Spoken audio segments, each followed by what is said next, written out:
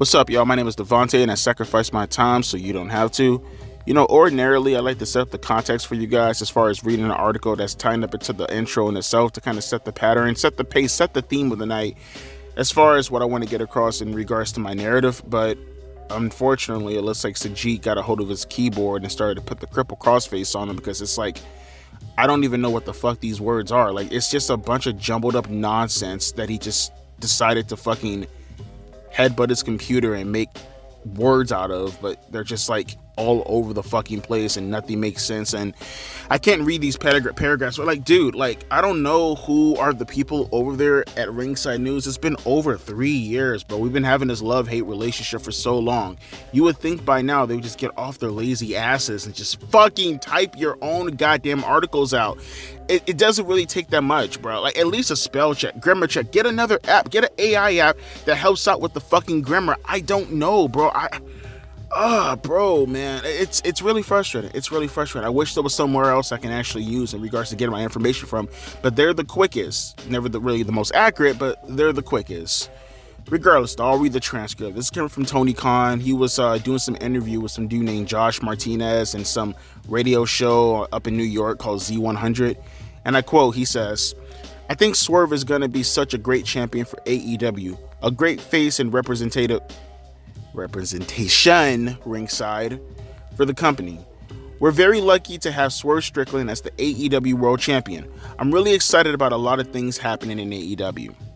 Me too, Tony. You know what else I'm excited about? This angle tonight. Like I said, I want to see what you guys are going to do. You intrigued me. You piqued my curiosity. What I really do want to see, though, is my entertainment. Check off. Does it make sense? Check off. Is Swerve Strickland going to be involved somehow, some way with this angle? If not him, the World Championship. It's been way too long now. Stop having your world. Now, it's not even, like I said, it's not even the Swerve Strickland problem. Stop having your world champions play second fiddle to every fucking angle. It needs to stop tonight. Do your job. You put Swerve in this position, so let him run with it. And if you're not going to do it, that's fine. I'm okay with that. I'm not suggesting that Swerve needs to be in that position. I am absolutely not suggesting. I'm demanding that the World Championship is in that position. And if you feel like you need to put it on the Jack Perry, on a fucking Gogeta, or one half of the fucking Young Bucks or whatever, I don't give a shit. Do whatever you have to do. Just make sure somehow, some way, you involve the World Championship. Is that too much to ask? Huh? Is that too much to ask? Let's go down this lineup really quick. We have a singles match with Samoa Joe taking on Isaiah Cassidy. Who cares? We're going to hear from Orange Cassidy, because, of course, we have two Cassidys back-to-back. I never even recognized that. The Mogul Embassy's Brian Cage is taking on Claudio Castagnoli. Mariah May taking on Serena Deeb. The Chris Jericho taking on Katsuyori Shibata. Swerve Strickland is going to announce his opponent for Double or Nothing. Edge is going to take on a member of the House of Black. And we have the return of Kenny Omega. Doesn't really sound like the most compelling card in the world, but like I said, I don't give a shit about anything else besides what the fuck is going to happen with this angle. Like I said, entertain me, make it make sense, involve the World Championship. That's all I care about. I don't care about nothing else. If you deliver all those things while progressing the story going forward, I will say that's a W. No matter what the ratings say tomorrow, which I will talk about tomorrow when the ratings come out, I call that a W. And notice, that's like the bare minimum. Like, bro, you can't get any easier than that. Entertain me, not your stupid ass inside knowledge with your stupid ass fans. No, entertain me. I want to be entertained. Make it make sense. Not make sense in the sense of, well, I just want you guys to know, flip my hair. You all suck. No. Make the story make sense. Make it logical. And make sure the world champion is involved. I don't care if you have to touch on it for 30 seconds. Make sure it's involved. That's it. Can they do that? Or can they fuck that up also? Who knows? Only way to find out is by checking out the review. Let's go. All right, so there's a couple things we're going to talk about. We went through 2 segments. We made it through the opener with the promo between Swerve Strickland and eventually it would have been Christian Cage. And we made it through this match between Edge and Buddy Murphy. Now, at first, I was going to record something after that, but then I seen it was going to be Edge versus Buddy Murphy, and I said to myself, you know what? No, I want to watch this. I like both guys' style in the ring. Always been a big, humongous, no matter how much stupidity he has spouted over the past couple of months. I am a ginormous fan of Edge. I will always die an Edge head, if you will. I'm a diehard Edge fan, and I always been an admirer of his in-ring stuff. And honestly, I'm a big fan of Buddy Murphy's in-ring style, going all the way back to, you know, his WWE days. Honestly, since his NXT days when it was Blake and Murphy. Been a big fan of Buddy Murphy also. And I was like, you know what? No, I want to watch this match. I feel like these two and their styles, this could be a dope-ass match. And lo and behold, it was a dope-ass match. Now, I will say, though, it is funny how, by the way, can I say this too? Before I even say this, bruh, what's his name? The Dapper Yapper? Justin something? What's his name? Justin Trudeau? Whatever the fucking clown name is. Holy shit, does he lack emotion like a motherfucker, bro? Get Samantha Irvin over there in AEW, bro. She would have, bro, the announcer job for Edge, the heart, bro. Samantha Irvin would have been the rated R superstar. Like, I feel like Samantha Irvin would have done Adam Copeland, Edge, how you like to refer to him, Justice. This fucking Justin Trudeau guy, Justin Long, Justin whatever, like, it's just so lame, bro, how he announced the Edge. It's like, the rated R superstar Edge. Like, what the fuck, clown? But whatever, though, we had this match, right? And it was good. It was nice. I loved it. But look, as much as I'm happy to see Edge and Buddy Murphy go at it, and hopefully in the future we can see them go at it in bigger circumstances, just 2 things that really rubbed me the wrong way. One, the length of time of this match. Now, like I said, I really did want to see the match, and I'm happy that they had the match. Awesome. But, like, it didn't have to go as long as it did. The match went on for sure, like, at least 20 minutes, right? To the degree that you had a fucking bully victim over here from JBL and Chris Benoit. He was announcing that the match had to end, like, the match had, like, 5 minutes left or 10 minutes left or whatever. Like, they went for a long time. And it's like, as much as I want to see that, keep that shit for the pay-per-view, bro. Like, the main component is Aleister Black and Edge, right? It's not Buddy Murphy and Edge. It's Aleister Black and Edge. So, what's with all the focus and having them go out there and having a pay-per-view-esque match on television? You should be using that to develop more stories. All that time and effort you put into that could have went into a story playing throughout the night with Edge and Malachi. That could have been time that could have been given to Christian Cage to cut a promo. That could have been time given to the Young Bucks and their supposed holding hostage of the television show. That could have been given to them. That could have been given to Samoa Joe, who's coming out right now, about to have a match with Brian Cage or whatever the fucking name is. That could have been time given to him to cut a promo before the match. All this stuff could happen, but you dedicated what would have been like, if this was NXT, they would have got like 5 segments in already, off rip. The match didn't have to go that long. As much as I wanted to see it, it didn't have to go that long. They could have went 6 minutes, got the exact same story over, got the exact same premise over, because it's like they're trying to go out of their way to put over Buddy Murphy. You're doing too much at one time, bro. The focus should be sorely on the issues between Malachi and Edge. You can get Buddy Murphy over some other time. Collision exists for a reason. Hell, if you knew what you were doing as far as building up a story, you could have got him over with some angle that could have happened right now. And the second thing that I didn't like is the fact that it keeps reminding me that Edge is the TNT champion. This match does not need to have the TNT championship involved. It really doesn't. And that's what I mean when I say all these titles are like involved in so many things. In all honesty, right now, the Continental Championship is probably the best looking championship belt that they have. And honestly, with the tournament implications that was into it, get rid of the TNT championship, get rid of the international championship. You got Kazuchika Okada as your little intercontinental champion, cool, keep that, that's fine. He could be the second tier champion.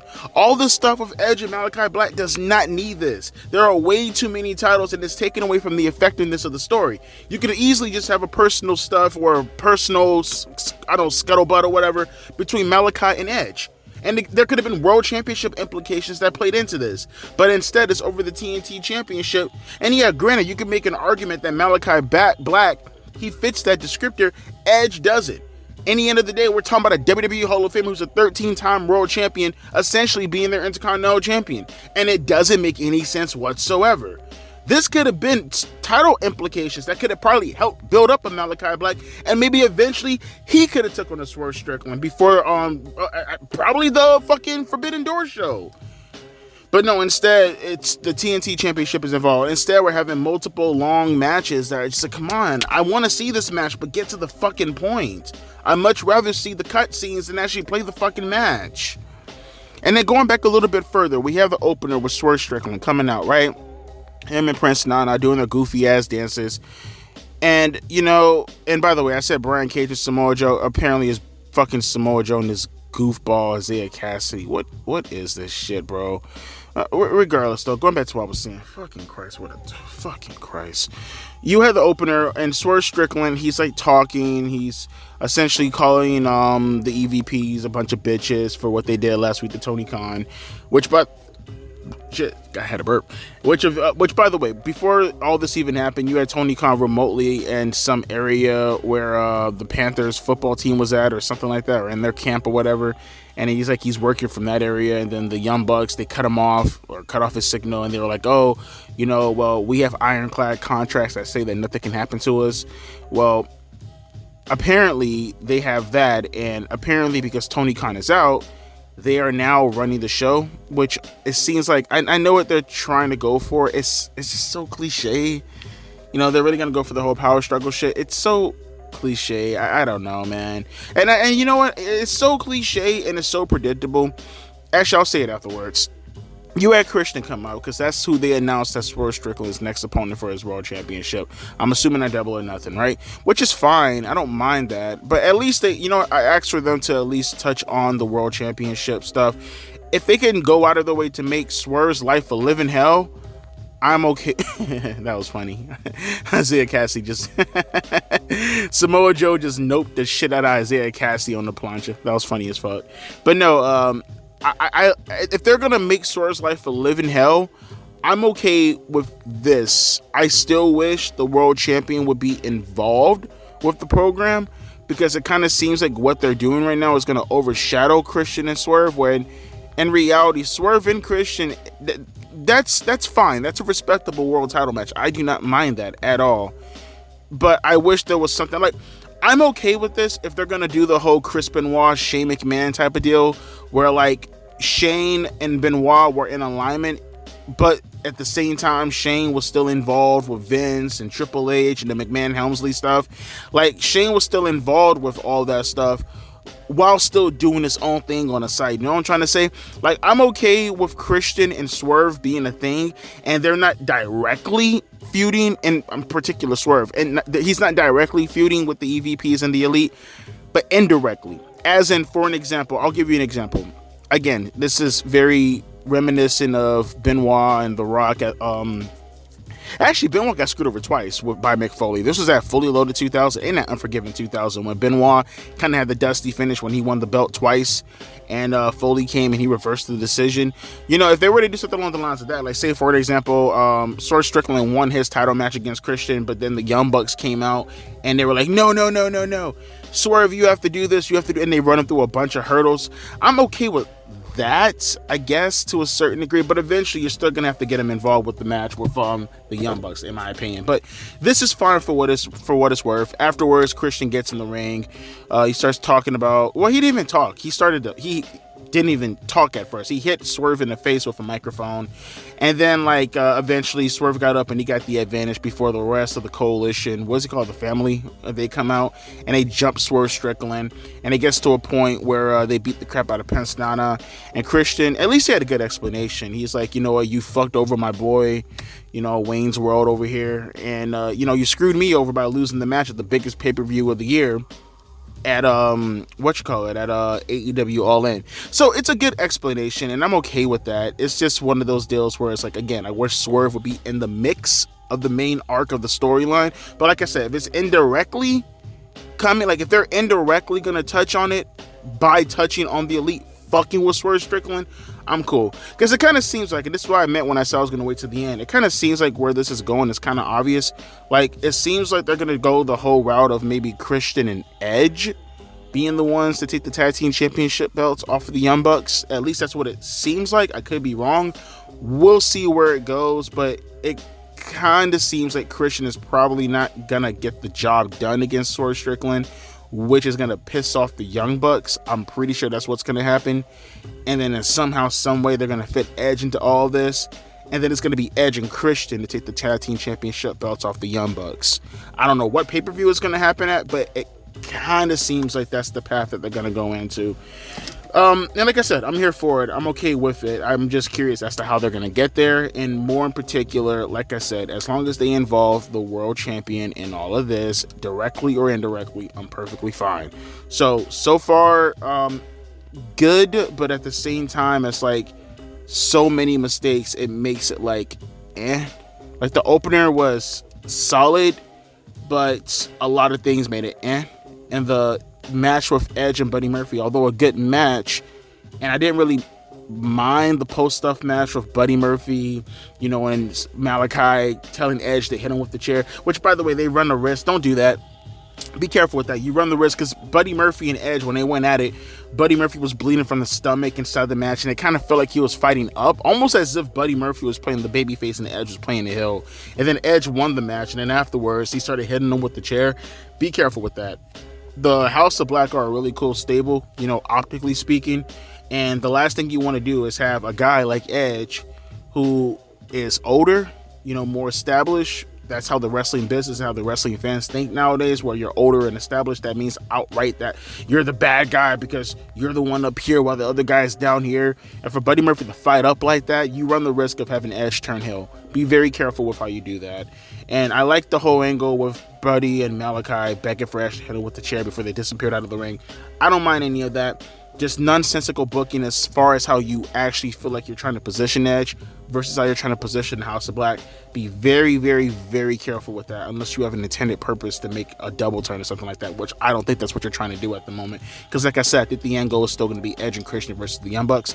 But like I said, subpar stuff, more good than bad, but still stuff you could work the kinks out of, in my opinion.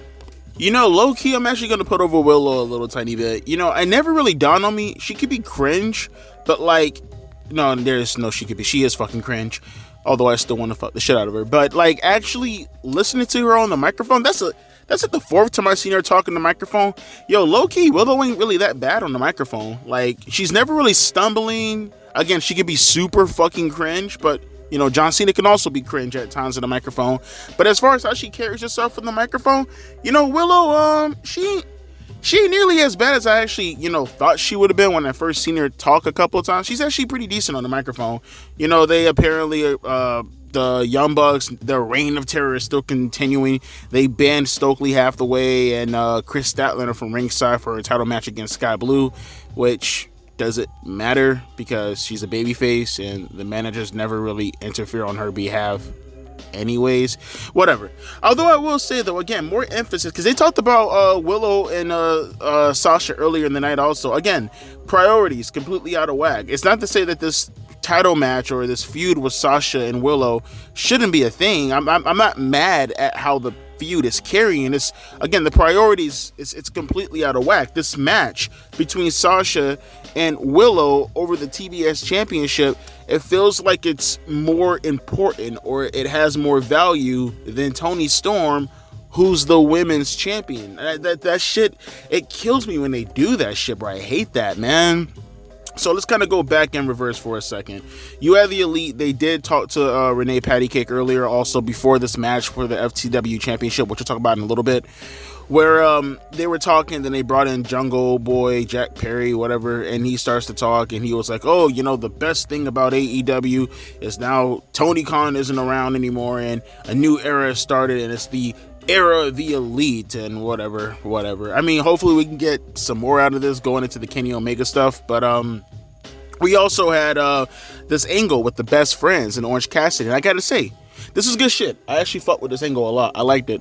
You had Orange Cassidy come out. He was actually serious for a goddamn change, and essentially, you know, okay, so they had this match with Trent Beretta and what's the name, Chuck Taylor. A parking lot brawl that happened on Collision where these guys beat the fuck out of each other, apparently. I didn't watch the match, nor do I care to. But, you know, in the end of the match, after Trent Beretta won, I guess his ankle, Chuck Taylor, his ankle was, like, leaning towards the window, and then Trent Beretta just smashed his ankle through the window shield, which apparently he said, Orange Cassidy said that Chuck Taylor can no longer wrestle. So I'm going to take that as a shoot, and I'm going to assume that had to be, I mean, he may come back in a couple of years or a couple of months or whatever the case may be, but for what I'm looking at this, I guess that was Chuck Taylor's last match for real. Like, shoot, he just retired from professional wrestling is how I'm taking it, and now it's this go home, I guess his retirement match was with Trent Beretta. I could be wrong about that, but that's at least how it came off to me. I'm assuming he's going to probably be a backstage agent or something along the lines of that. That's what I'm presuming, and he retired from in-ring action. That's how I took it. But you had and they're gonna give that injury obviously to Trent Beretta to help boost him up a little tiny bit. He came out and he was like, "Oh, Orange Cassidy, this is all on you." And Orange Cassidy didn't even hesitate. He got out of the ring and he tried to go attack Trent Beretta before security started to break it up. Chris Statlander, which apparently it looks like she's a manager for two different stables. Okay, whatever. She's all over the place. Talking about Ric Flair, Batista before Evolution was the thing with Triple H, right? It is what it is, though. She's trying to calm down Orange Cassidy from beating the shit out of Trent Beretta. And then eventually Don Callis comes out to separate everybody. And apparently, I don't know what's going on with Orange Cassidy and Don Callis. That kind of feels like it came out of nowhere. I will say at the very least, I'm interested as far as seeing where that's going to go, because that just seemingly came out of nowhere. Again, maybe there's some backstory that I'm not aware of when it comes to Don Callis and Orange Cassidy. But like I said, I'm curious to see where this is going to go. Because like I said, on the undercard, this is good. This is good. There's no titles involved. It's in the undercard where it deserves to be at. It's a solid story for the undercard, not for the championship belt. Again, ironically, one of the best built things going on in the show, which is not really saying a lot. But again, one of the more solid, I think I would probably say it like that. Let me rephrase that. Things going on currently on the card or currently going on in the show is this feud right here. So again, it has the perfect position to be in right there on the lower mid card. Plays his role right. I like to see where it's going to go, knowing the position that is playing currently at the moment. And then we had this FTW title match with Chris Jericho versus Shibata. Right? Is that his name? Kazushiri Shibata, some shit like that? I don't know, man. I get these Japanese guys mixed up all the fucking time. I can't tell them apart from each other, man. I don't know what to tell you, bro. But regardless, so the FTW championship, is it sanctioned or is it not sanctioned? I'm assuming it's not sanctioned. They should probably sanction the belt already. I mean, for all intents and purposes, I mean, this is just, it's their hardcore championship belt, right? Is that what it is now? It's just their hardcore championship belt, which I'm cool with. I don't mind, but it's just that they have so many world champion or so many titles as is. I don't mind that belt having its particular aura around it. I don't mind that belt being sanctioned, but you have to get rid of the other belts. Like I said, I'm perfectly fine with the Continental Championship being around. That's fine. That's a solid upper mid-card championship belt. But get rid of the TNT Championship and get rid of the International Championship belt. There's no need to have those belts around. Like I said, Edge right now could outright be feuding with the House of Black without the need of the championship belt. And currently at the moment, no one gives a fuck about the Undisputed Kingdom. But Jericho with the FTW Championship and it having its own identity about it, essentially it's the Hardcore Championship, if you want to just call it. It's the Hardcore Championship. I'm fine with that. The World Championship, the Continental Championship with Okada, and the Hardcore Championship, FTW shit, the Tag Team Championship belts, the Women Championship belt, and the TBS Women's Championship belt. I'm okay with that. That's fine. Honestly, I don't think there needs to be a TBS World Championship belt, but that's fine. If they're not gonna have a Women's Tag Team Championship belt, I'm cool for mid-card. I don't mind that at all. Honestly, that's fine. I'm cool with those belts, but get rid of the other belts, man. And this match, again, one of those things where it's like it just went way too fucking long. If it would have went 5 minutes, I would have been fine with that. I didn't mind all the goofiness with the hockey pucks and the kendo sticks. And okay, I kind of minded that a little bit. I thought that was stupid. And the chops, which is ironic because I just posted a community post about Bret Hart and chops and Gunther. I wonder what he's thinking currently at the moment, seeing something like this. Probably losing his fucking mind at the moment. But nevertheless, though, Chris Jericho, he ended up winning the match because Wild Bill Hiccup, he came into the ring and there was a table set up, and then he ended up hitting a choke slam on Shibata through the table, which gave Jericho the victory. And he's backing up, and they have an angle with this also. This is a story that's developing also between Wild Bill Hiccup and Chris Jericho. So I will say, all this talk about story, they are doing more storytelling than they were doing in the past. I'll definitely say that. So far as the angles are considered, I want to see what's going to happen with the Elite later on tonight with Kenny Omega. But we have that currently going at the moment, right? You got the Christian Cage stuff with Swerve Strickland. That's absolutely a story. Got to give him credit for that. Got to give him credit for the Orange Cassidy stuff for Trent Beretta. That's also a story. Sasha Banks and Willow. That's a story, even though the priorities are completely out of fucking whack. That's definitely a story. And Jericho currently at the moment as the FTW champion. That's absolutely a story also with Wild Bill Hiccup having some implications with it also. I asked and I got it. I can't front. Nobody can front. You want to be one of those guys who just bash AEW for the sake of bashing AEW, then go for it. I ain't AEW's biggest supporter, but I would definitely at least notate. Gotta have some credibility here, folks. Don't know what to fucking tell you. A story is a story, and what I'm seeing at the moment are stories developing. And for that, I will give them credit for it. I asked for it and they gave it to me. So for that, I applaud them for it. And like I said, so far, can't front. It's a good show so far. It's a solid good show. Now they can always fuck it up by the end of the night. We still got 30 minutes to go, but so far it's a good show. And obviously I'm not gonna talk about the Samoa Joe stuff because it was essentially just a jobber match. It's Isaiah Cassidy. Who gives a fuck about Isaiah Cassidy? But as far as the overall show is considered, again, there are a bunch of things they could work on as far as the length of the matches. Obviously, it will help if they got rid of some of the belts so it could feel a little bit more organic and not just doing it for the sake of having a belt around it. But outside of that, I can't front. Solid show so far. They're doing their thing. But again, there's always a chance that they could fuck up. We still have 30 minutes to go. See, I just touched on this, man. See, they always end up doing good, and then they end up always fucking it up, bro. What was the point of this match between Cesaro and Brian Cage? Brian Cage lost the match because who the fuck cares about Brian Cage? He loses the women. Who fucking cares about Brian Cage? Why? What was the point of this? What was the point of this? It's just taking up time for the sake of taking up time, bro.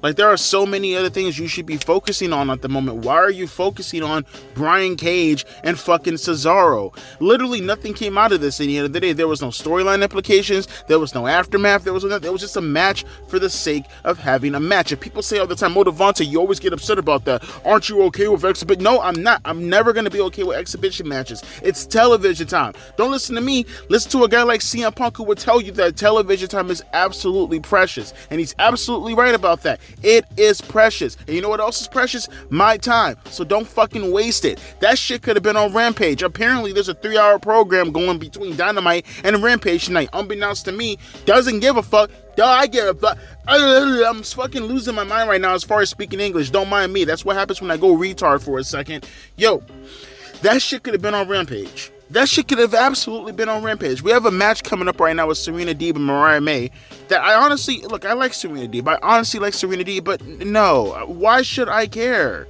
Why? I know there's a women's world championship implications that's probably gone with this, but why should I care when Willow Nightingale and Sasha Banks have the stronger feud going at the moment? One may even argue that maybe Serena Deeb and Mariah May should be happening on Rampage, and fucking Willow Nightingale and Sky Blue, that should be happening here.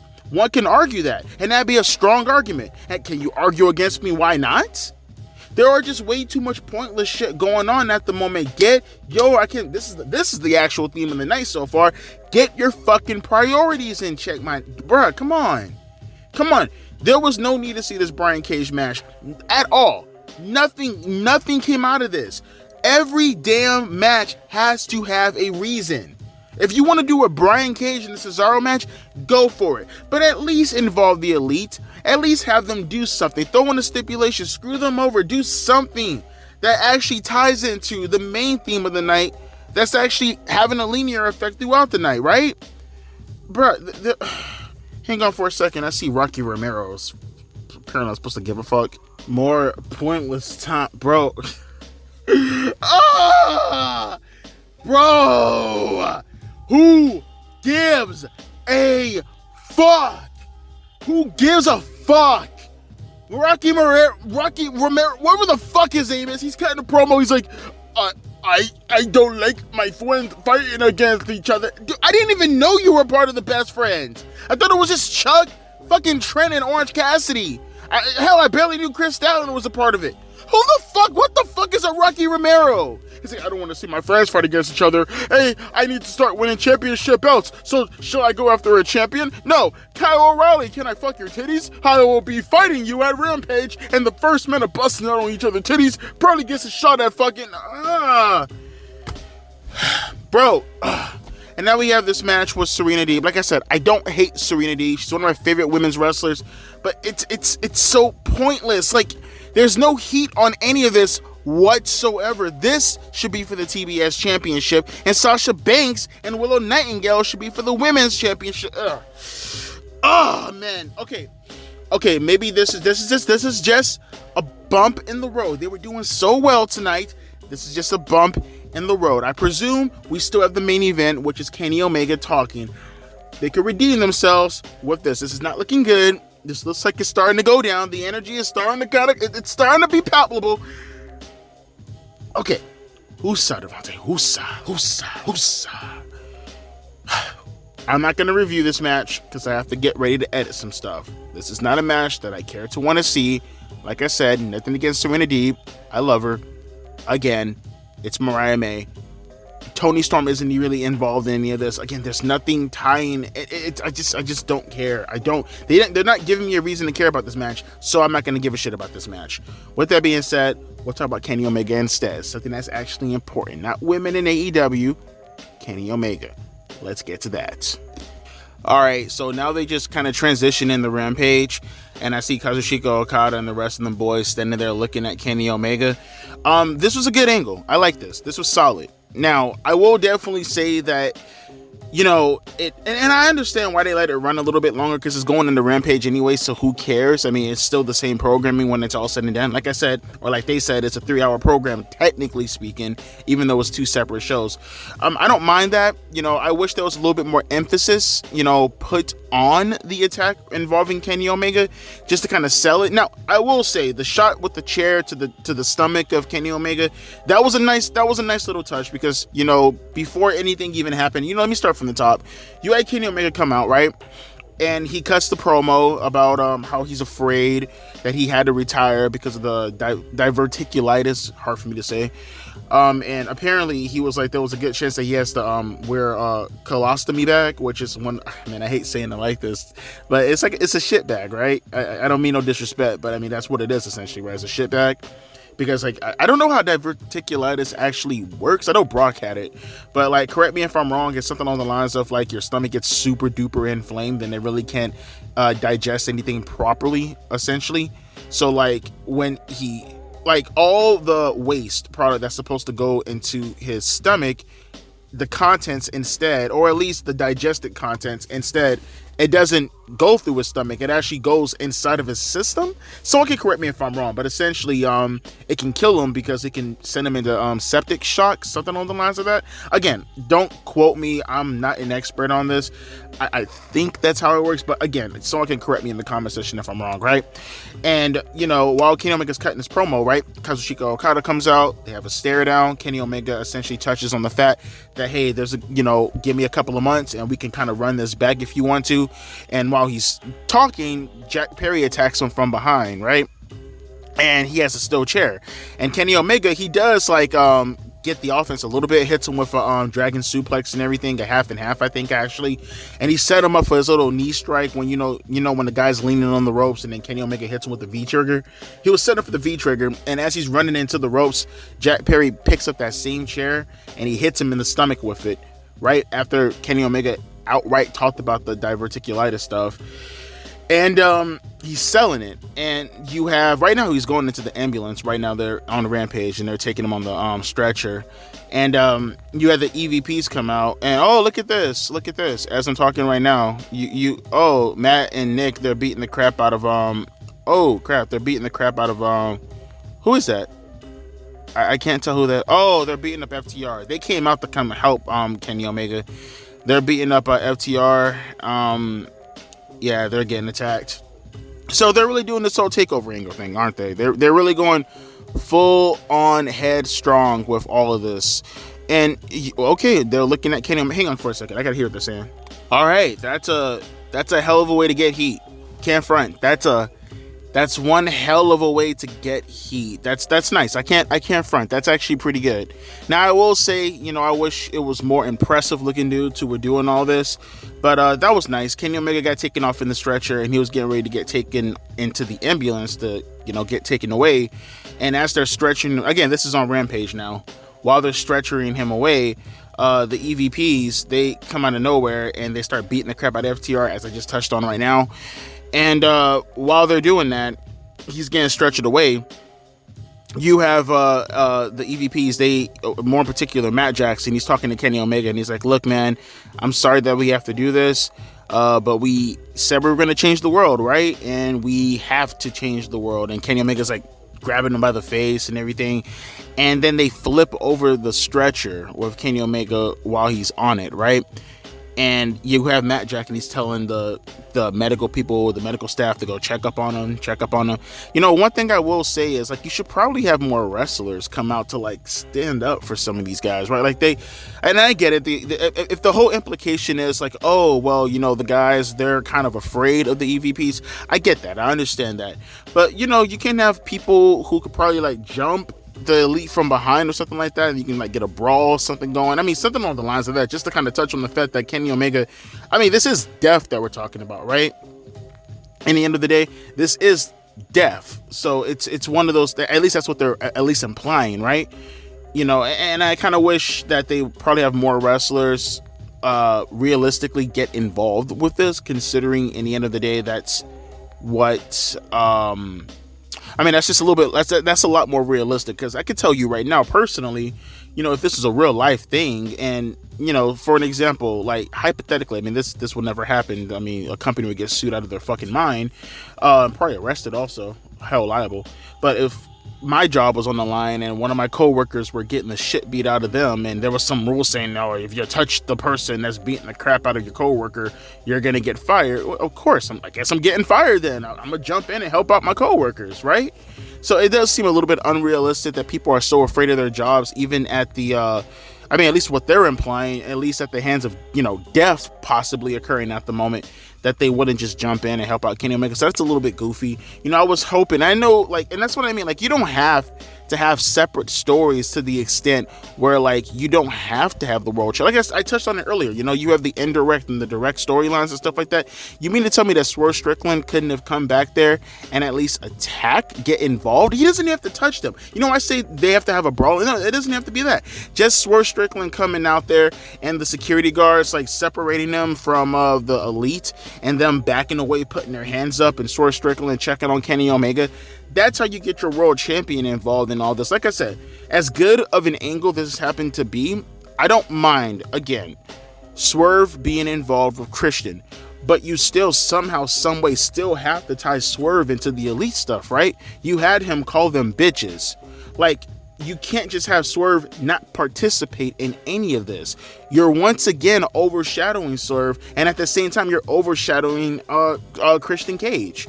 You have to get Swerve involved in this. I'm sorry, you have to get him involved in this. I mean, they did it with Seth Rollins and Cody Rhodes and The Rock and Roman Reigns, right? And that made less sense compared to what could happen with Swerve Strickland, considering he outright called them a bitch, right? Like, there are some implications that he could be taking place in this, but they're not doing that. And it seems that they're going to completely separate Swerve from this whole scenario, which means he's going to once again be overshadowed by the dominant storyline. And I don't appreciate the world champion not being involved in this. Like I said, if they're going to indirectly touch on this by having the AVPs make his life a living hell, then it probably would have made sense for him to get involved in this, man. And people could say, oh, well, Devontae, he got beat up earlier tonight and everything like that. Have him come out showing his injuries while trying to get involved in the situation, right? There are multiple things that you can do that you chose not to do, and I don't know why. It was only one segment tonight showing Swerve Strickland, whereas you didn't show him backstage, maybe saying, hey, man, I want my revenge, maybe throwing some stuff around. I'm not going to rest till I get my hands on the Christian coalition, the Christian family. Whatever the case may be, you could have done 1,000,001 things to make it seem as if Swerve Strickland title reign is on par with what's going on currently at the moment, right? It's so ass backwards, bro. Can you imagine D-Generation X being the ones to take heed during the Monday Night Wars going forward after Shawn Michaels left, and Stone Cold Steve Austin is directly underneath D-Generation X? No, Austin was the priority, and D-Generation X were the ones underneath. That's how that worked. You can't forget about Swerve Strickland. That's my whole point. You can do whatever you want to do as far as this angle is considered, but god damn it, you're overshadowing Swerve Strickland. As good as all of this was, and I'm going to give them props. This was a nice follow-up from last week.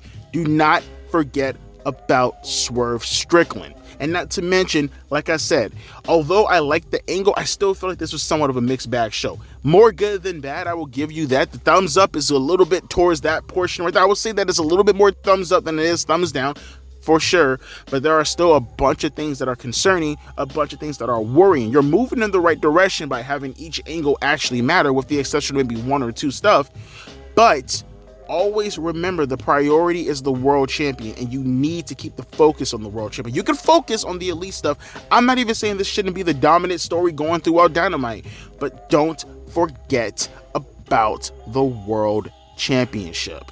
That's all I'm saying. But let me know your thoughts down in the comment section below. Again, I enjoyed tonight's show. It was a lot better than I expected it to be. But at the same time, still a lot of worrying and a lot of concerning things that they just have to get control over, man, to make whatever they're doing reach the maximum potential of what they can get out of it. If you're going to do this entire angle, show it throughout the night. All these nonsensical matches like Cesaro going up against fucking Brian Cage, that was unnecessary. No one needed to see that. All these matches going for so fucking long, unnecessary. No one wants to see that. Give them 6 to 7 minutes to get the fuck in, get the fuck out. Let's touch on the main stuff that actually matters, like the Elite and Swerve Strickland, your world champion. But they did better than compared to the other weeks. I don't know if that's saying a lot, but they did do better compared to the other weeks as far as my entertainment is considered. With that being said, as always, my name is Devontae, and I'll be catching you guys later. Deuces, P. Eyes.